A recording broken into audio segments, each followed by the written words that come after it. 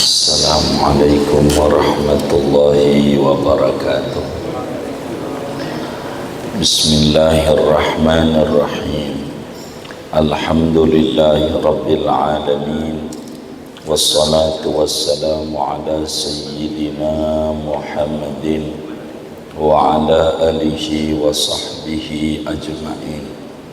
Allahumma inna nastahdika li arsyadi amrina wa zidna ilman yanfa'una. Qala al-imamul muallif rahimahullah wa an Uthman radhiyallahu anhu anna an-nabiyya sallallahu alaihi wasallam kana yukhallilu lihyatahu fil wudu'i. Diriwayatkan dari Sayyidina Uthman bin Affan radhiyallahu anhu bahwa kanjeng Nabi Muhammad sallallahu alaihi wasallam, yaitu adalah beliau, yukhallilu lihyatahu, yaitu menyela-nyelai kanjeng Nabi, lihyatahu akan jenggotnya Nabi, fil wudu'i pada wudu. Akhrajahu Tirmidzi, hadis diriwayatkan oleh Imam Tirmidzi, wa sahhahahu Ibnu Huzaimah, dan menghukumi sahih hadis ini oleh Imam Ibnu Huzaimah. Wallahu a'lam bishawab. Saudara sekalian yang mulia, selepas kita mengikuti rangkaian sholat zuhur dan juga sunnah-sunnahnya, yang harapan kita mudah-mudahan ibadah zuhur kita yang wajib maupun yang sunnah semuanya diterima oleh Allah, dan Allah izinkan kita dapat melaksanakan ibadah-ibadah di waktu-waktu mendatang kembali. Amin, Allahumma amin.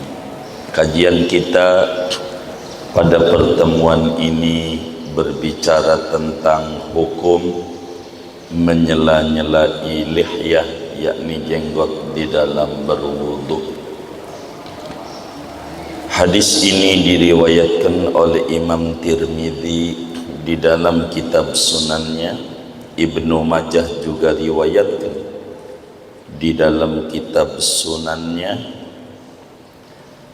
Ibnu Huzaimah meriwayatkan dalam kitab Sahih Ibnu Huzaimahnya. Juga Imam Hakim meriwayatkan di dalam Mustadraknya, Ad-Daraqutni di dalam Sunan Ad-Daraqutninya. Ibnu Hibban riwayatkan hadis ini di dalam Sahih Ibnu Hibbannya, meski dari riwayat Sayyidina Abi Wa'il radhiyallahu ta'ala anhu. Saudara sekalian, terkait Sayyidina Utsman bin Affan, kita tidak panjangkan sejarah hidupnya, sudah kita anggap cukup pada waktu nerangin tentang wudu. Khalifah yang ketiga ini yang amat sangat luar biasa, yang Nabi menyampaikan, wallahi inni raditu ala Utsman fardu'an, ya Allah, saya redha kepada Utsman bin Affan, kau ridhoilah Utsman bin Affan. Ini kesaksian Rasulullah SAW kepada Sayyidina Utsman bin Affan. Kata beliau, baginda Nabi sallallahu alaihi wasallam selalu menyela-nyelai jenggotnya di dalam ketika beliau berwudu. Saudara sekalian, lihyah bahasa Arab, bahasa meruyaknya asy-sya'run nabit fi dzaqan wal lihyaini. Lihyah itu bulu rambut yang tumbuh di dagu dan dua rahang gigi bawah. Ini disebut dengan jenggot. Perlu diketahui bahwa Nabi Yuna Muhammad sallallahu alaihi wasallam berjenggot, dan ini ijma' para ulama, dan jenggotnya Nabi itu tebal, tebal jenggotnya Nabi. Hanya permasalahannya hukum jenggot niape gitu, miara, yang orang suka ribut tentang jenggot. Apakah kalau Nabi berjenggot itu semuanya sepakat? Hanya para ulama menyoroti hukum jenggot. Apa ini hukum piara jenggot ini? Para ulama berbeda-beda. Sebab berangkat apakah jenggot itu termasuk bagian daripada syariat, ataukah jenggot itu bagian daripada budaya, adat, dan ini akan menghasilkan hukum yang berbeda, begitu. Sehingga saudara, secara umum jenggot ini orang non muslim juga ada yang jenggotan, muslim juga ada, dan ada juga yang enggak jenggotan, ada. Cuman bedanya begini, ada cerita menarik tentang jenggot. Ada anak kecil diajak jalan-jalan sama ayahnya, yang paling murah dan hemat yaitu ke Ragunan. Ragunan itu cukup hemat biayanya. Kalau Dufan rada tinggian. Anaknya aktif, lalu nanya dia sama abahnya, "Bah, itu apa?" Lihat binatang, ada kumisnya tapi nggak ada jenggotnya. Dia bilang, kata abahnya, "Itu meong anakku, kucing," katanya. Jadi anaknya paham kalau kucing itu ada kumisnya tapi tidak ada jenggotnya. Jalan lagi nih anak, lalu nanya lagi, "Kalau itu apa itu ayah?" Dia jawab, dia lihat ada yang jenggotan nggak ada kumisnya. Kata ayahnya, "Itu kambing namanya." Anaknya paham, kambing itu bila jenggotan dan tidak ada kumisnya. Jalan lagi. Setelah jalan, dilihat nggak ada kumis, nggak ada jenggot. Apa itu? Dibilang kata ayahnya, "Itu namanya celeng anakku." Anaknya paham, celeng itu nggak ada jenggot, nggak ada kumis. Lalu anaknya bertanya, "Kalau itu yang ada jenggot, ada kumis?" Kata ayahnya, "Itu pawangnya, orang maksudnya." Jadi anaknya paham, orang itu ada jenggot, ada kumis. Itu begitu saudara. Nah, jenggot ini hukumnya apa? Ulama madhab Hanafi seperti daerah Bangladesh itu semuanya begitu. Ulama madhab Hambali itu mengatakan piara jenggot itu wajib, wajib mereka. Namun di dalam madhab kita Syafi'i, saudara, jenggot ini sunat saja, sunat saja. Karena jenggot kategorinya minal adat, la minal umuri syar'iyah. Jenggot itu masuk pada budaya, bukan masuk pada juz agama. Sehingga bagi orang yang pada dirinya ada jenggotnya, maka niatkan mengikut Nabi Muhammad sallallahu alaihi wasallam supaya dapat ganjaran, begitu. Sehingga mencukur jenggot, kalau yang jenggotan makruh adanya di dalam mazhab Syafi'i. Syekh Nawawi Al-Bantani menuliskan di dalam kitabnya Kasyifatus Saja, mengutip daripada pendapat Sidi Syekh Utsman dalam kitabnya Tuhfatul Habib, halqul lihyah makruh, mencukur rambut jenggot itu makruh adanya, sunat memiaranya.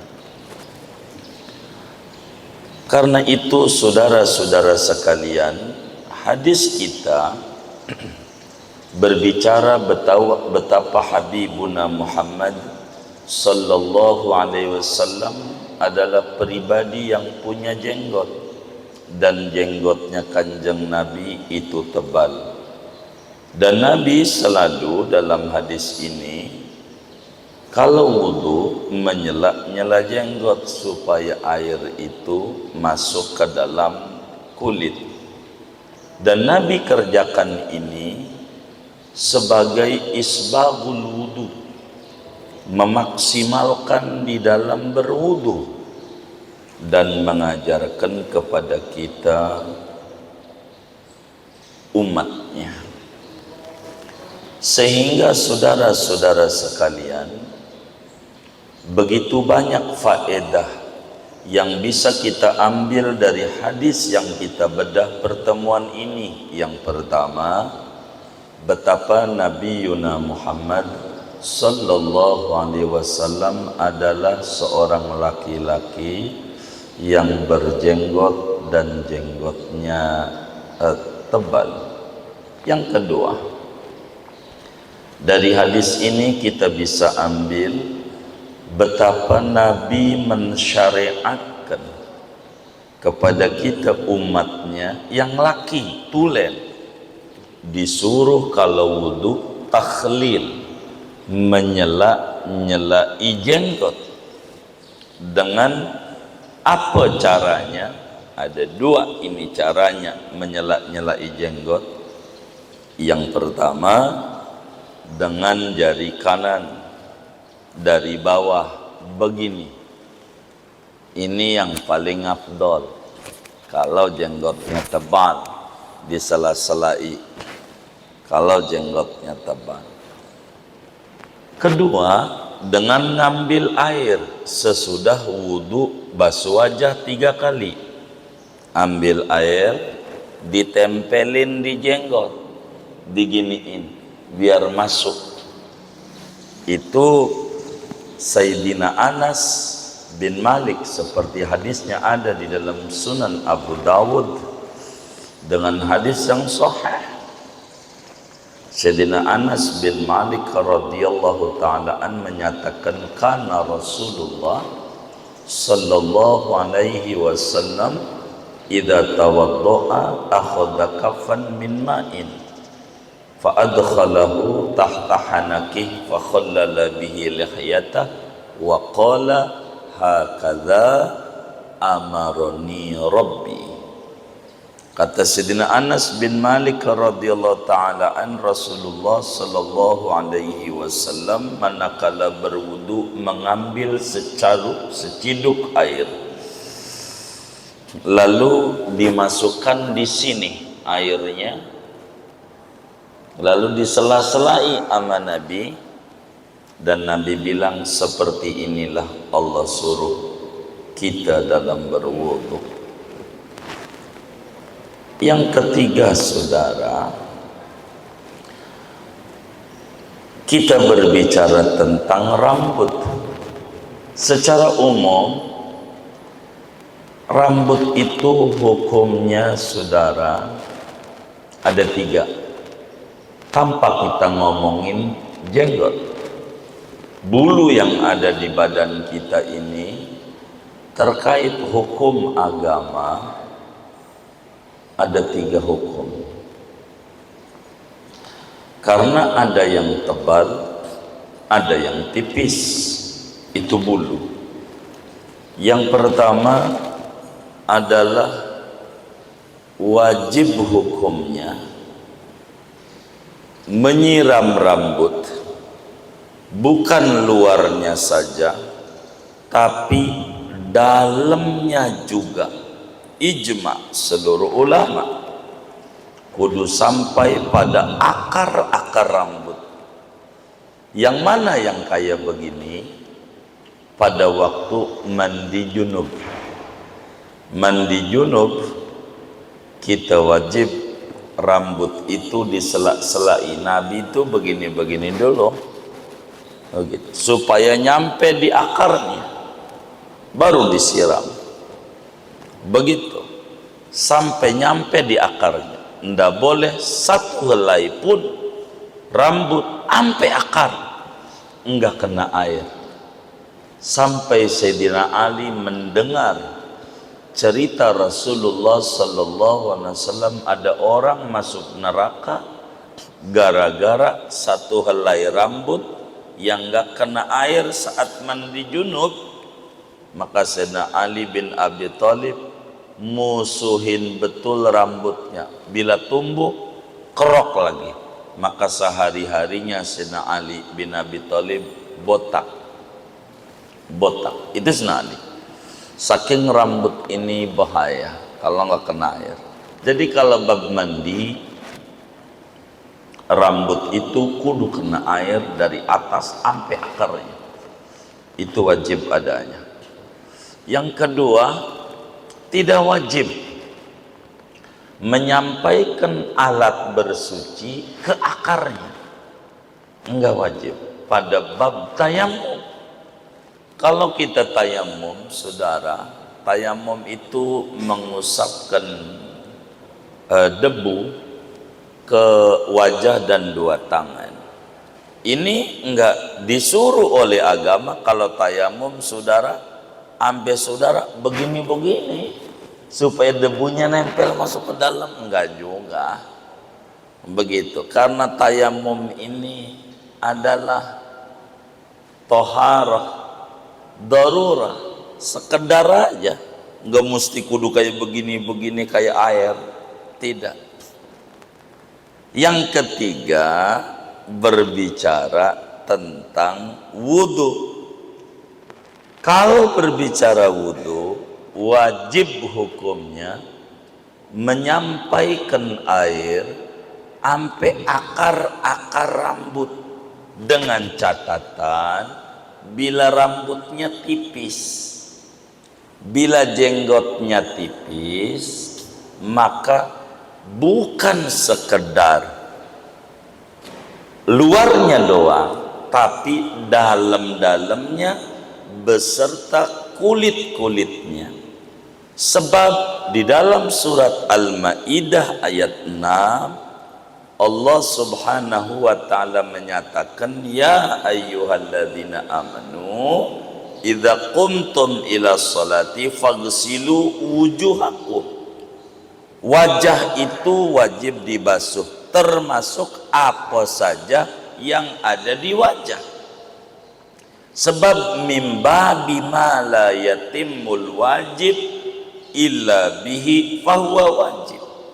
Maka bukan sekedar kulit wajah, karena wajah ini ada dua, ada kulit ada rambut.